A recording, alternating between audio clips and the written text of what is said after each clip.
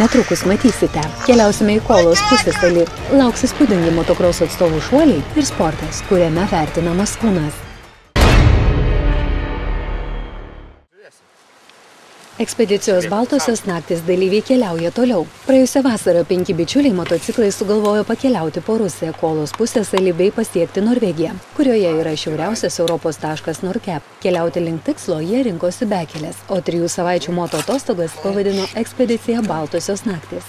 Rytas, ramybė, kvapai viliojantis pasimėgauti skaniais pusryčiais. Bendras katiliukas, sotus pusryčiai ir rytinis tinguliukas mėgaujantis saulės voniomis. Taip atrodė dar vienas jų kelionės rytas. Kol šakaliuks, čia vienakis prieš X, jeigu taip nesuprantate iš tikrųjų. O, dar čia izolkė. Čia yra atspindys. Pons operatorių, galit šią dokumentinį filmą užbaigti ir man padėti pastumdyti arba papurkšti? Tai su kokiom mes čia nuotaikom tą rojaus kampelį paliekam? Kovinėm. Ta rytą jie net neįtarė, kokia sunki diena laukia. 2/3 atstumo ekspedicijos dalyviai nevažiavo, o klimpo pelkėse. Motociklas įstrigo ant šakos ir ant pelkės. Einu ieškoti draugų. Nebeturiu aš tų draugų. Kažkur dingo. Kai bėga metai, jau ir laikas grįžti ir namo, bėga metai. Bent jau išvažiuodama iš Lietuvos, tai aš tikrai nesitikėjau, kad teks taip važiuoti. Taip aš galvojau, kad man kažkaip mes ten linksminsim ten ar kokią nors pajūrį pavažiuosim, ar šiek tiek kokiu nors miškeliu kirsim, trumpinsim kelią. Ir tikrai nesitikėjau, kad teks kaponuotis taip ilgai tose pelkynuose, bet jeigu reiktų dabar iš naujo man rinktis, tai aš nesigailiu ir galbūt netgi pakartočiau, nes būtent tenai aš pamačiau tas vietas, kurios gal net galėčiau pavadinti vienomis gražiausių žemėje. Tokios kančios pelkėse Emilės motociklui tapo nepakeliamos, sudegė sankaba, tad kelis kilometrus motociklą tiesiog teko nešti. Čia tokių dalykų negali nei suplanuoti, nei laukti, nei tikėtis. Įvyko taip, kad sudegė sankaba Emilės motociklų ir mes po to jau turėjom būtinai jai padėti, nes ant durų ir yra, kad tu negali draugo palikti tokioj situacijoje beviltiškai arba iš jų įkelti ir įsodinti traukinį ir parsiųsti namo. Tai mes nutarėm, kad jos bėda yra mūsų bėda, tai mes ir stengiamės išsispręsti tą bėdą kartu.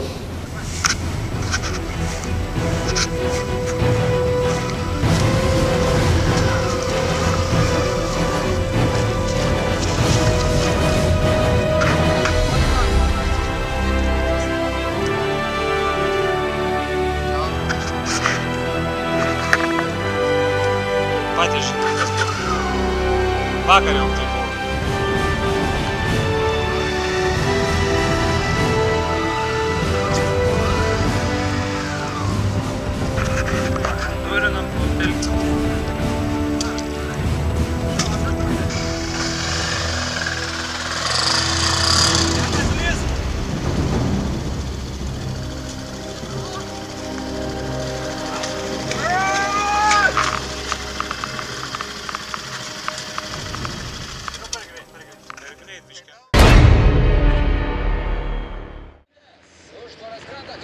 Rubrikoje sportas varžovų kova smėlio trasoje. Praėjusį savaitgalį Plungės rajone Žemaitijos automoto sporto komplekse įvyko antrasis Lietuvos motociklų kroso čempionatas ir kartu Lietuvos motokroso taurės antrasis etapas. 2 dienas vykusiose varžybose 170 sportininkų iš Lietuvos, Latvijos, Estijos bei Baltarusijos. Net 16 skirtingų klasių nuo pat pirmų starto minučių užvirė negailestinga kova, nes daugelių sportininkų gebėjimai buvo apylygiai. Kiekvienoje klasėje yra kovos įtemptos, visi nori laimėti ir pakankamai apylygis yra jėgos. Manau, kad žiūrovom ir patiems sportininkams tikrai buvo galimybė ir palenktyniauti, ir pasigrožėti. Tuo labiau, kad oras buvo dėkingas, nei dulkių, nei lietaus. Manau, kad varžybom buvo idealios sąlygos. Žemaitijos automoto sporto komplekso motokroso trasa nelengvas iššūkis sportininkams. Kaip čia turi lenktyniauti sportininkai? Sakyčiau, Lietuvos. Lietuvos mastu, aš manyčiau, kad gal pirmam trejetuke turėtų būti pagal sudėtingumą, kadangi yra ganėtinai daug kliūčių, trasai minkšto pagrindo, išsimuša gan gilios duobės. Vidutinis greitis yra palyginus didelis reikalauja ne tik ištvermės, bet ir meistriškumą atlikti kai kurias kliūtis. Techniška ir greita trasa džiugino sportininkus. Man pačiam tai tikrai patinka, nes toks minkšta žemė, man patinka labiau smėlis. Trasa puikiai, kadangi naktį lijo lietus, tai žemė buvo tikrai minkšta ir drėgna. Jokių dulkių, pats gruntas visai malonus, minkštas, nekietas. Trasa tikrai puikiai, aš visą laiką mėgstu dalyvauti plungėje ir visą laiką pasistengiu čia pasirodyti kuo geriau. Nesvarbu, kiek tau metų, varžybinis jaudulys neatsiejamas sportininkų palydovas. Ir tai, kad per treniruotę sekėsi kur kas geriau nei per įskaitinius važiavimus, šis faktas nestebina. Treniruotė tai labai gerai, nes 4 buvau. O per varžybas kodėl nepasisekė? Todėl, kad 6. Nors susimėčiau viską, jau kiti irgi greitesni. Greičiai dideli konkurentai alsuojantis nugaras tikrai prisideda prie to, kad rezultatas būna ne visada toks, kokio norėjai. Finišavęs 6, Ugnius Liulys nenusimena, nežino, kodėl jam patinka motokrosas. Yra daug dalyvių ir man patinka. Patinka važiuoti. Patinka labiau, o tai aplenkti kitus. Ar sunku finišuoti pirmam, klausėme Dovydo Karkos, važiavusio 85 kubinių centimetrų motociklų klasėje. Šiaip nebuvo labai sunku, nes nebuvo daug konkurentų. Konkurentas vienas iš Latvijos, jis vakar išvažiavo, nes jam Latvijoje yra kitas varžybos, tai šiandien nevažiavo. Open pradedantieji motociklų klasėje įnirtinga kova vyko tarp 2 sportininkų – Nerimanto Juciaus ir Tado Bertašiaus. Tiek ir pirmame, tiek ir antrame važiavimuose vaikinai demonstravo gražų važiavimą. Įpusėjus antrajam važiavimui adrenalino pliūpsnį gavo ir vienas ir kitas. Abudu kartu varėm ir susidūrėm vidury bangų. Sulaidė vienas kits paprasčiausiai. Manau, jeigu nieks nesusilaužė. Open klasėje varžėsi pajėgiausi sportininkai, todėl jų važiavimai leido pasimėgauti puikių reginių.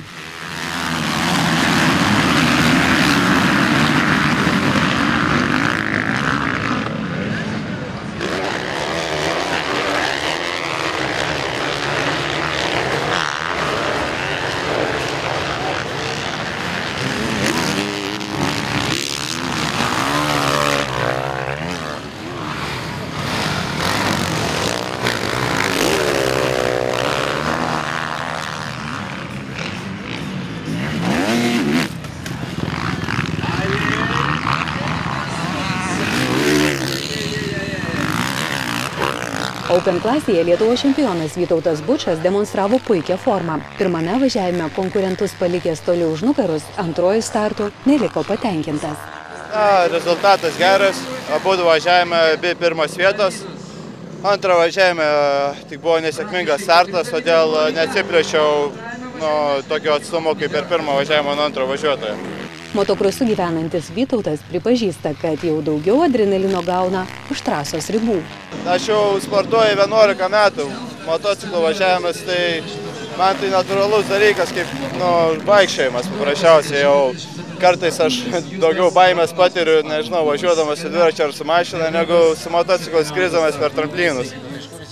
Aplenkęs tautietį Nerijų Rukštelą ir svečią iš Latvijos Janį Karklins, Vytautas Bučas finišavo pirmas. Finišavęs antrasis Lietuvos motokroso etapas leidžia manyti, kad trečiame, kuris birželio 23-24 dienomis įvyks Pakruojyje, kovos skirtingose klasėse aštrės. Tad galėsime pamatyti ne tik daug gražių šuolių, kurie yra motokroso arkliukas, bet ir didelių greičių bei pavojingų lenkimų.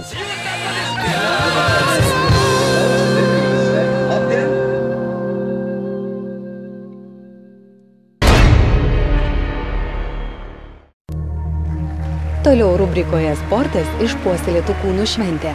Fitneso gražuolėmis, kultūristais ir tobulais kūnais norintis pasigrožėti žiūrovai rinkosi sostinėje. Čia įvyko 15-osios atviros Vilniaus kultūrizmo ir fitneso pirmenybės įvairius amžiaus grupėse, kur 79 sportininkai atstovavo 20 klubų.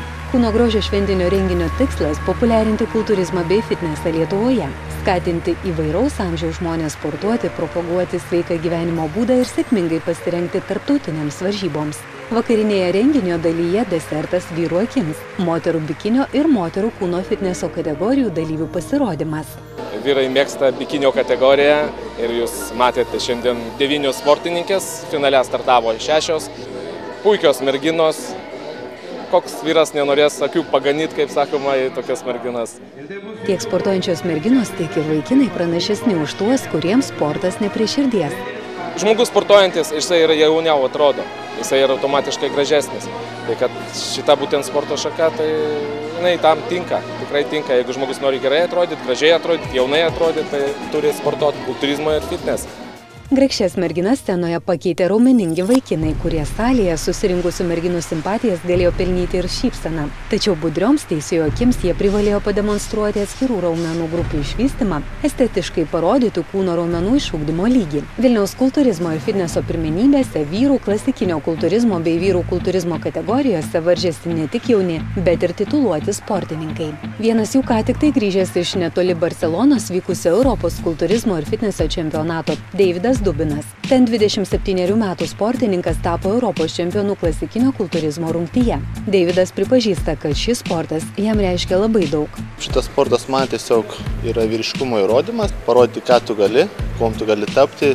Ir tiesiog manau, kiekvienas žmogus gali tai padaryti, nesvarbu, koks yra kūdas, ar tiesiog reikia motyvacijos, reikia noro ir tada viską galima padaryti. Aš pats daug metų dirbau treneriu ir žmonės labai palaikau ir motyvuoju, kad jie sportuotų, nebūtinai profesionaliai, bet galima ir mėgėjiškai. Tiesiog žinoma, kad pasilaikyti to maisto, truputį žinoma, kam figūrą pagerinti, kam numesti, kam priaugti, čia jau skirtingai nuo žmogaus. Bet tai mano svarbiausia, tiesiog sveikas gyvenimo būdas. Na, žinoma, visiems norisi šokolado, tai po varžybų dabar eisiu ir suvalgysiu didelę plytelę. Žmogaus kūno tobulinimo galimybės ir tapo tuo veiksniu pastumėjusiu Deividą į šią sritį. Aš pats sportavau asmeniškai nuo vaikystės, pradedant nuo 5 metų. O į šitą sportą atėjau kažkur būdamas 16 metų, kai pamačiau kažkada kultūros rūmuose vykstančias varžybas. Tiesiog ką žmogus gali padaryti su savo kūnu, koks jis būti. Ne vien koks didelis, bet koks atletiškas, koks stiprus ir tiesiog susigundžiu tom. Tada pradėjau eiti, žinoma, į sporto salę ir jau po poros metų startavau pirmose varžybose.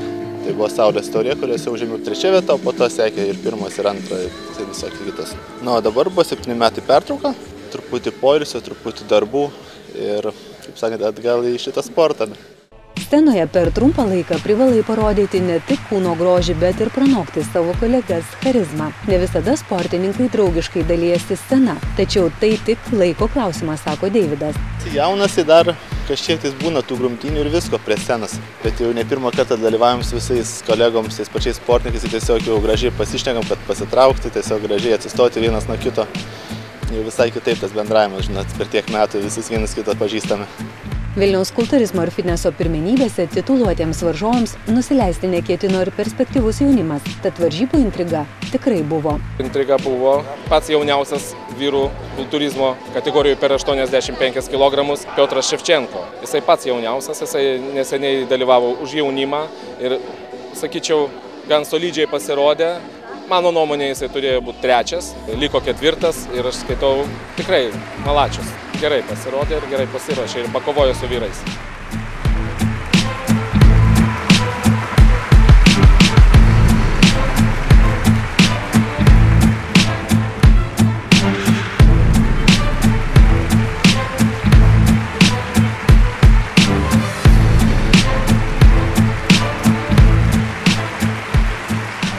Puikiai renginio atmosfera džiugino ne tik dalyvių gausa, bet ir pasiektų rekordų.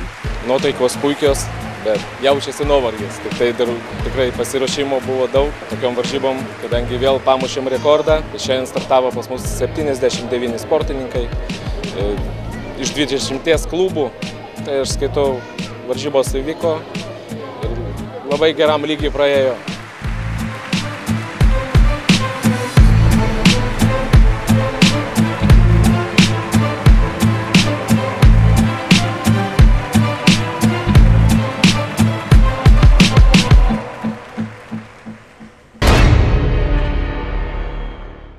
Gera matyti tuos, kuriems pomėgiai suteikia sparnus. Dar daugiau aplankytų teritorijų mūsų ankstesnėse laidose. Lietuvos ryto televizijos portale tv.lrytas.lt bei teritorija.tv. Gražaus sekmadienio ryto su Lietuvos ryto televizija. Sudie. Kitoje laidoje matysite, kas laimė žoliapjovių lenktynėse, kam ir kaip pavyks laimėti taikliausiojo titulą ir kaip baltųjų naktų ekspedicijos dalyvių kelionė praplėtė jų pasaulėžiūrą.